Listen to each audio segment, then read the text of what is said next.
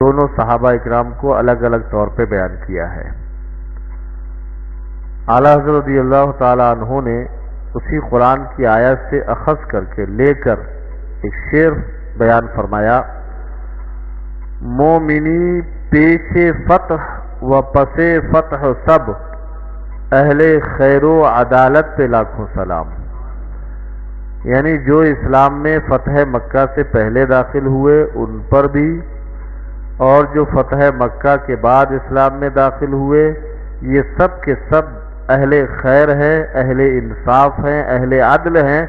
ان سب پر لاکھوں سلام نازل ہوں۔ دوسرا فرمایا، جس مسلمان نے دیکھا انہیں ایک نظر،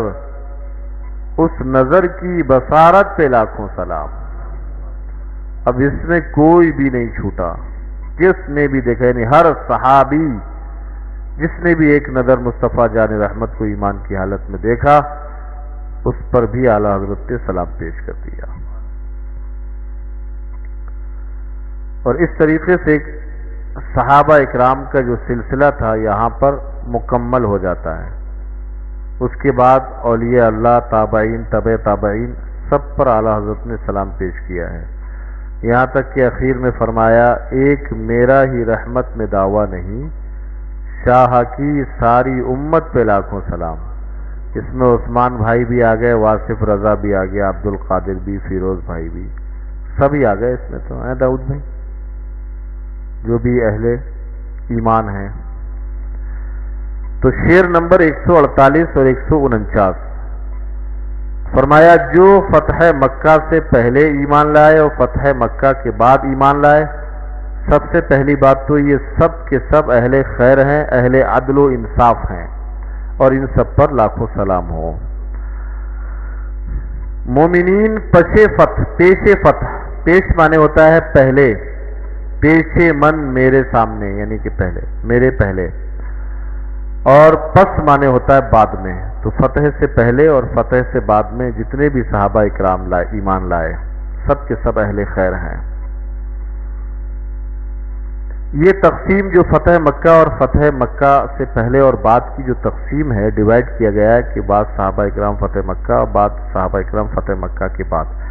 یہ تقسیم قرآن نے کی ہے۔ قرآن پاک میں فرمایا، وَمَا لَكُمْ أَلَّا تُنْفِقُوا فِي سَبِيلِ اللَّهِ وَلِلَّهِ مِيرَاثُ السَّمَاوَاتِ وَالْأَرْضِ لَا يَسْتَوِي مِنْكُمْ مَنْ أَنْفَقَ مِنْ قَبْلِ الْفَتْحِ وَقَاتَلَ أُولَئِكَ أَعْظَمُ دَرَجَةً مِنَ الَّذِينَ أَنْفَقُوا مِنْ بَعْدُ وَقَاتَلُوا وَكُلًّا وَعَدَ اللَّهُ الْحُسْنَى وَاللَّهُ بِمَا تَعْمَلُونَ خَبِيرٌ۔ اور فرمایا، تمہیں کیا ہو گیا کہ تم اللہ کی راہ میں خرچ نہیں کرتے، حالانکہ آسمانوں اور زمین کی میراث اللہ ہی کی طرف لوٹتی ہے، یعنی تم جو کچھ بھی دیتے ہو وہ سب اسی کا ہے،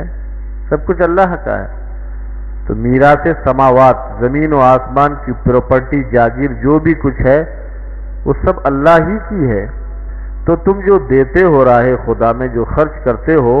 تو وہ اپنا تو ظاہری طور پر ہے، تمہارا حقیقی طور پر اس کا مالک بھی اللہ ہے۔ تو اگر وہ تمہیں حکم دے رہا ہے کہ اسی کی دی ہوئی چیز سے خرچ کرو، تو بھئی کیوں نہیں خرچ کرتے ہو تم؟ اور فرمایا، لا یستوی منکم من انفق من قبل الفتح وقاتل، اور فرمایا تم میں سے جو لوگ فتح مکہ سے پہلے انفاق اور جہاد کریں گے، یعنی کہ خرچ کریں گے راہ خدا میں اور جہاد کریں گے، یکساں نہیں ہوں گے، برابر نہیں ہوں گے، ان لوگوں کا درجہ ان سے بڑا ہوگا جو بعد میں خرچ کریں اور جہاد کریں گے، یعنی فتح مکہ کے بعد۔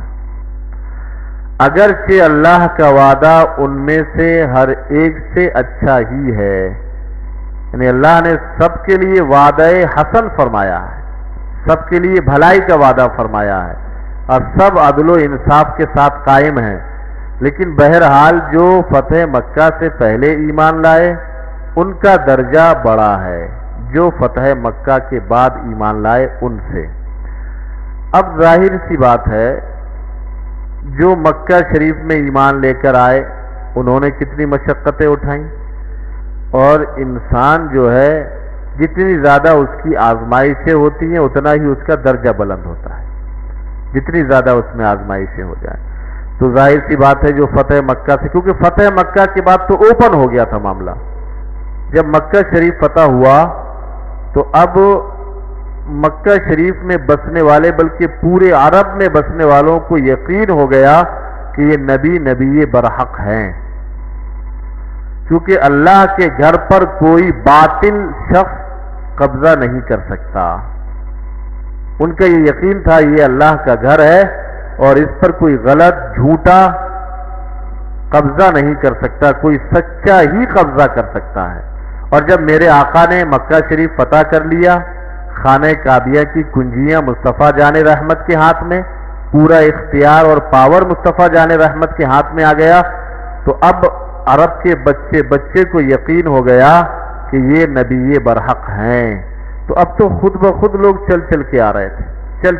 تو ظاہر سی بات ہے اسلام تو انہوں نے بھی قبول کیا،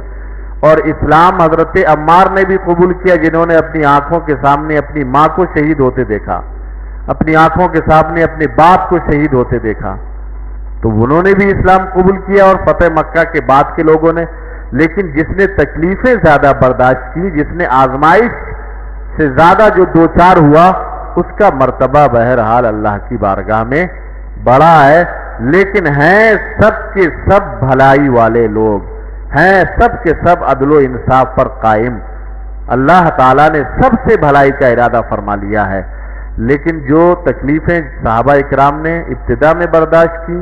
کہ ایک ہجرت حبشہ کی طرف کی، ایک ملک چھوڑا، پھر دوبارہ سے مکہ شریف چھوڑا اور مدینہ شریف ہجرت کی، راستے کی تکلیفیں، حتیٰ کہ نہ گھر تھا، نہ مکان تھا، نہ ساز و سامان تھا، نہ کچھ نہیں تھا، لیکن سب کچھ انہوں نے اللہ کی راہ میں قربان کر دیا، تو بہرحال ان کی قربانی بارگاہ رب میں زیادہ ہے، آزمائشیں زیادہ ہیں، اس لیے ان کا مرتبہ بھی زیادہ ہے۔ اور فتح مکہ کے بعد تو سبھی لوگ دھیرے دھیرے قبیلہ در قبیلہ، وفد در وفد، جماعت در جماعت، گروپ در گروپ، خود بخود لوگ آتے تھے اور اسلام قبول کرتے تھے۔ وہ بھی صحابی ہیں اور یہ بھی صحابی ہیں، اور سب سے اللہ تعالیٰ نے بھلائی کا وعدہ فرما لیا ہے، سب کے سب جنتی ہیں، سب کے سب عادل ہیں۔ میرے آقا فرماتے ہیں الصحابۃ کلہم عدول، تمام کے تمام صحابہ اکرام عادل ہیں۔ اور جب یہاں پر عادل بولا جاتا ہے اس سے مراد یہ ہوتا ہے برائیوں سے دور، گناہوں سے دور، اچھائیوں سے محبت کرنے والے، نیکیاں زیادہ سے زیادہ کرنے والے کا مطلب ہوتا ہے عدول۔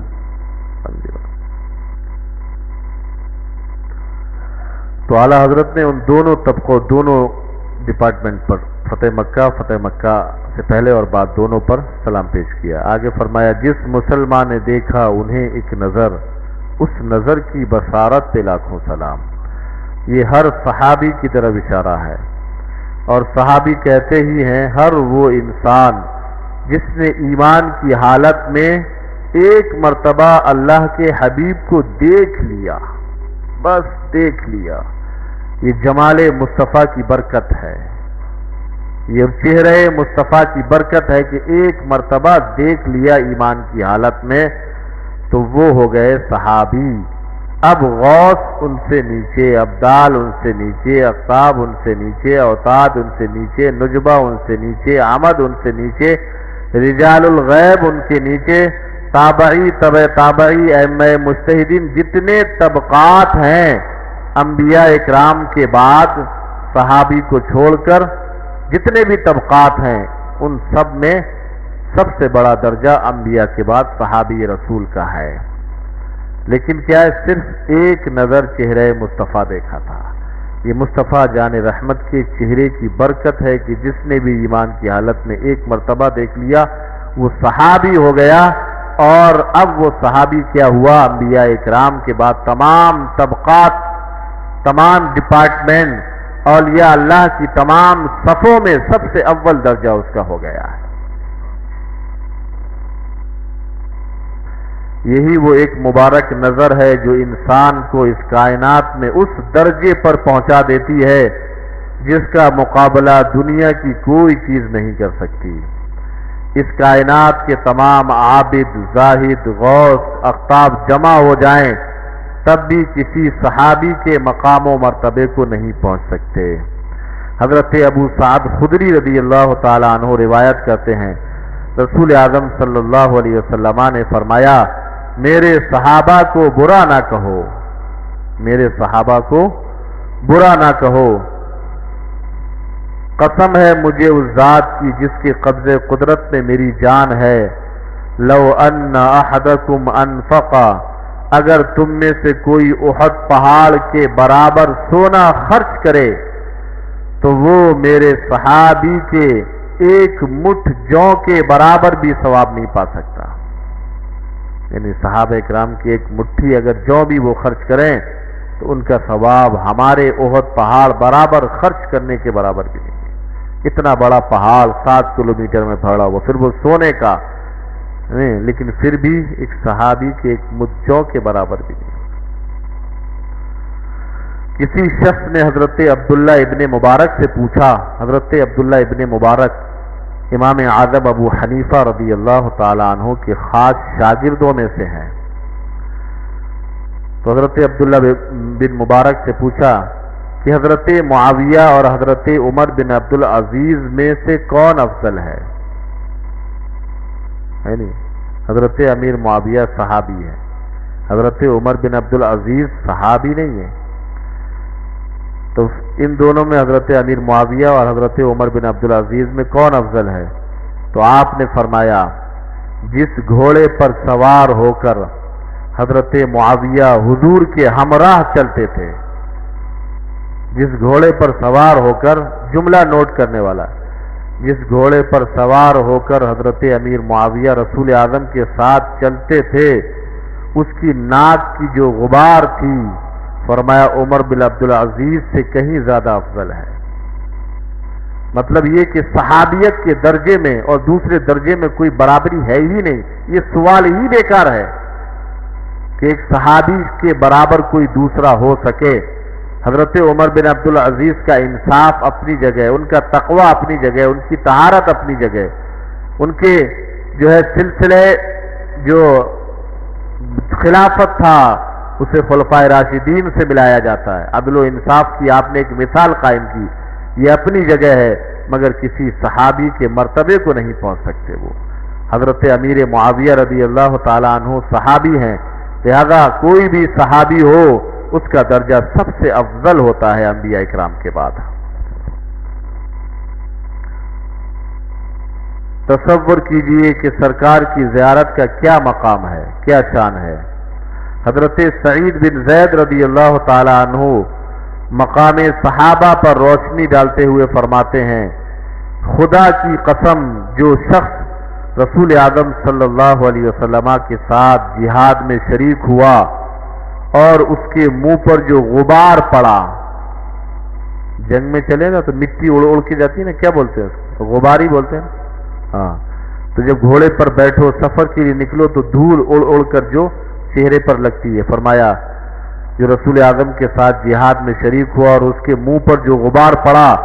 وہ تم میں سے ہر شخص کے عمل سے بہتر ہے۔ وہ غبار جو صحابہ اکرام کے چہرے پر پڑا، وہ جہاد میں جا رہے تھے، رسول اعظم کی معیت تھی، ساتھ رسول اعظم کا نیت سفر جہاد کی، گھوڑے پر بیٹھے ہوئے ہیں، دھول اڑ کر لگی چہرے پر، فرمایا وہ دھول تم میں سے ہر شخص کے عمل سے بہتر ہے۔ فرمایا خواہ اسے عمر نوح ہی کیوں نہ مل جائے، فرمایا اسے حضرت نوح علیہ السلام جتنی عمر کیوں نہ مل جائے، یعنی 50,000 سنہ، تقریباً 900 سے اوپر، کچھ کم 1000 سال کی عمر حضرت نوح علیہ السلام کی تھی۔ فرمایا اگر اتنی عمر بھی اس کو مل جائے پھر بھی کتنے بھی عمل کر لے ایک صحابی کے درجے کو نہیں پہنچ سکتا۔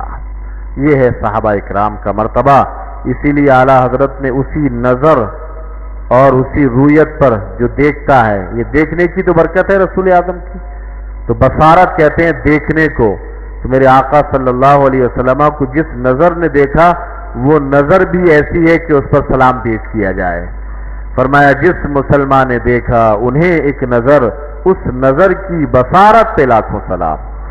اللہ تعالیٰ ان کلمات کو قبول فرمائے. استغفر اللہ لی ولکم ولسائر المؤمنین والمؤمنات. السلام علیکم ورحمۃ اللہ.